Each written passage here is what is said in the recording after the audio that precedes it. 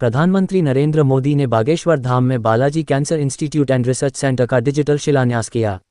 उन्होंने हिंदू आस्था और परंपराओं का समर्थन करते हुए संत महात्माओं से आयुष्मान कार्ड बनवाने का आग्रह किया। संबोधन के दौरान पीएम मोदी ने बागेश्वर धाम के पीठाधीश्वर पंडित धीरेंद्र शास्त्री की पर्ची निकालने का भी जिक्र किया।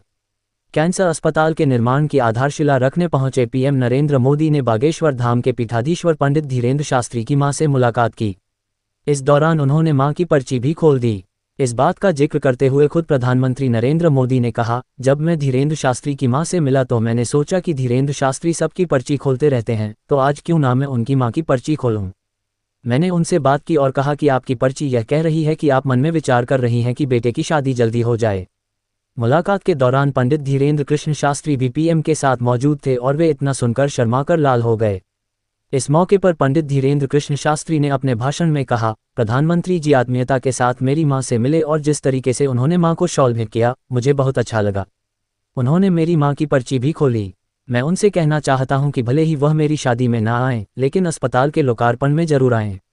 दरअसल पंडित धीरेंद्र शास्त्री की शादी को लेकर अक्सर चर्चाएं होती रहती हैं कि कब वह शादी करेंगे।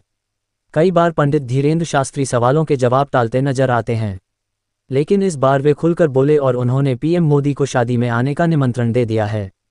पीएम नरेंद्र मोदी ने कहा, खैर साथियों, ये बहुत बड़ा अवसर है, बहुत बड़ा काम है। संकल्प बड़ा हो, संतों का आशीर्वाद हो, प्रभु की कृपा हो तो समय सीमा में सब पूर्ण होता है। आपने कहा है कि इसके उद्घाटन में मैं आऊं और दूसरा कहा कि उनकी पंडित धीरेंद्र शास्त्री बारात में मैं आऊं।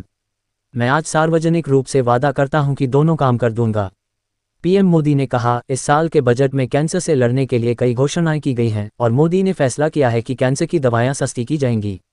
अगले 3 सालों में देश के हर जिले में कैंसर डे केयर सेंटर खोले जाएंगे।